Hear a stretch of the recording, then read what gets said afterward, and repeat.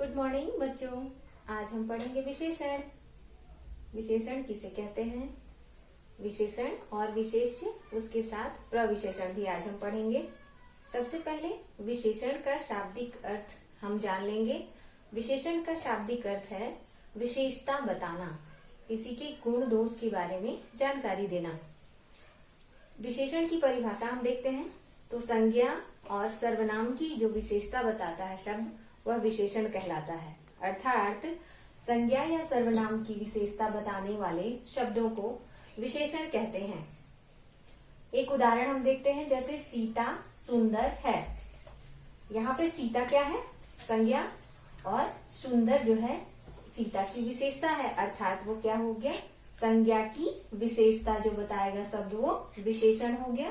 तो यहाँ संज्ञा के रूप में सीता है और संज्ञा की विशेषता क्या बता रहा है? सुंदर शब्द। तो विशेषण क्या हो गया? सुंदर शब्द। एक और उदाहरण देखते हैं, वह काला है। वह क्या है? सर्वनाम शब्द है और काला क्या है? विशेषण शब्द। तो सर्वनाम की विशेषता ये काला शब्द बता रहा है, तो काला शब्द क्या हो गया? विशेषण। ठीक है, अर्थात संज्ञा और सर्वनाम की विशेषता बताने वाले शब्द विशेषण हो गए। इसके बाद हमें देखना है विशेष्य। जिस शब्द की विशेषता बताई जाए वह विशेष्य कहलाता है। जिस शब्द की विशेषता बताई जाए। इसी उदाहरण को हम समझने की दृष्टि से फिर से लिखते हैं ताकि आप अच्छे से समझ सकें। सीता सुंदर है। यहाँ हमने देखा कि यह संज्ञा है, लेकिन यहाँ हम इसे सीता को विशेष्य के रूप में लेंगे। सुंदर इसकी विशेषता थी, अर्थात विशेषण शब्द। तो सीता की क्या विशेषता थी? कि वह सुंदर है। तो यहाँ पे विशेषण शब्द है सुंदर। किसकी विशेषता? सुंदर कौन है? सीता। किसकी विशेषता बताई जा रही है? यहाँ पे सीता की विशेषता बताई जा रही है। अर्थात जिस शब्द की विशेषता बताई जाए, तो यहाँ सीता शब्द की विशेषता बताई जा रही है। अर्थात यहाँ पे सीता जो हो गया वो विशेष्य हो गया और सुंदर तो विशेषण है ही। ठीक इसी प्रकार हम ये उदाहरण भी देख लेते हैं। वह काला है। वह सर्वनाम शब्द है, उसकी विशेषता क्या है? कि वह काला है।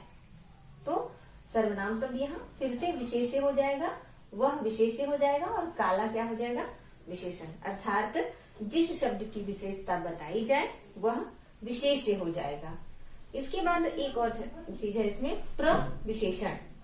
तो प्रविशेषण क्या करता है? विशेषण की भी विशेषता बताने का काम करता है। प्रविशेषण वह शब्द हैं जो विशेषण की भी विशेषता बताते हैं। ठीक, इसी उदाहरण में थोड़ा बदलाव के साथ हमने यहाँ लिखा है, सीता बहुत सुंदर है। हमने पहले देखा था सीता विशेष्य है, सुंदर विशेषण है। सीता कितनी सुंदर है? बहुत। अर्थात विशेषण शब्द की क्या विशेषता है? सुंदर यहाँ विशेषण शब्द है और कितनी सुंदर है? तो बहुत सुंदर है। तो ये जो बहुत शब्द है वह प्रविशेषण हो जाएगा। जैसे कि चश्मा एकदम काला है। चश्मा यहाँ पे विशेष्य हो जाएगा और एकदम जो है वो प्रविशेषण और काला विशेषण।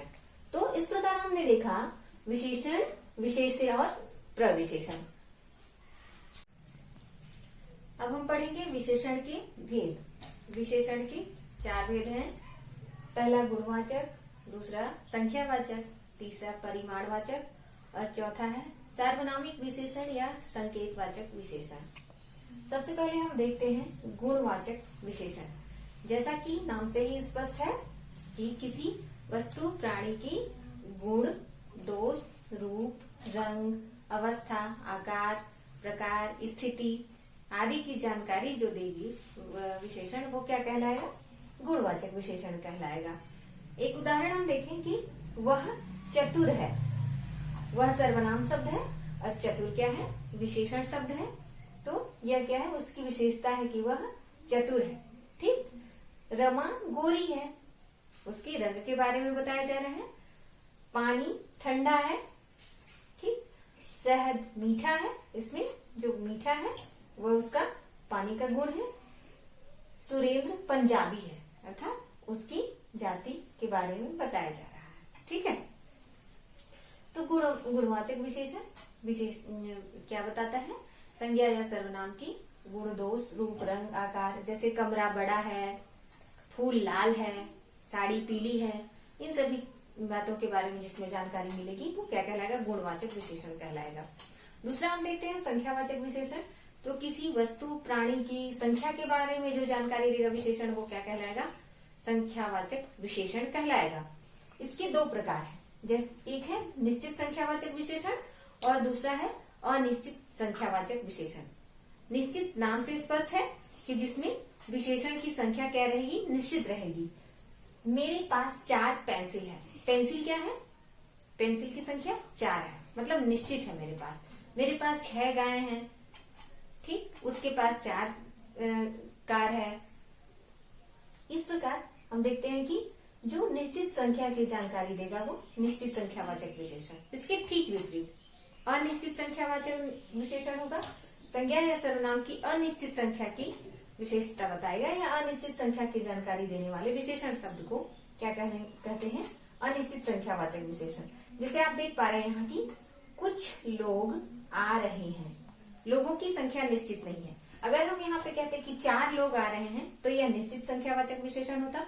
हमने यहाँ कहा कुछ लोग आ रहे हैं, इसलिए यह अनिश्चित संख्यावाचक विशेषण है। संख्या अर्थात जिन्हें हम गिन सकते हैं, काउंटेबल, और निश्चित संख्या उन्हें हम गिन सकते हैं, अनिश्चित संख्या उन्हें हम नहीं, वो निश्चित नहीं है कि संख्या कितनी है।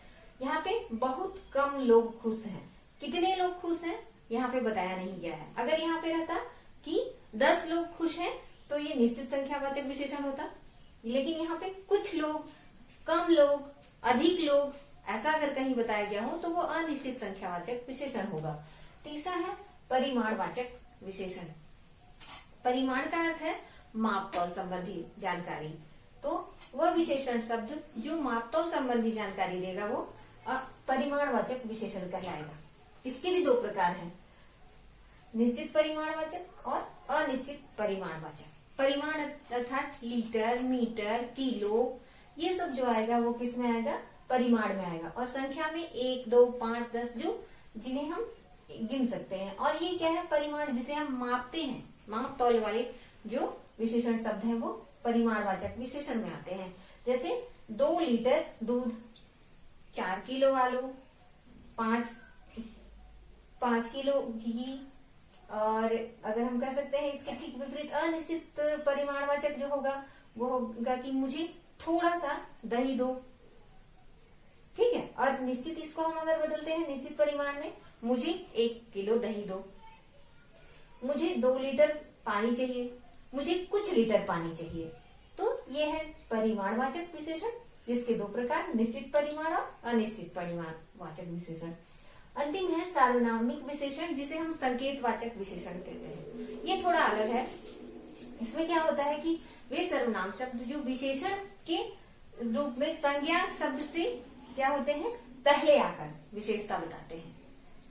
सर्वनाम शब्द रहेंगे लेकिन संज्ञा शब्द से पहले आएंगे, वो विशेषण का काम करेंगे।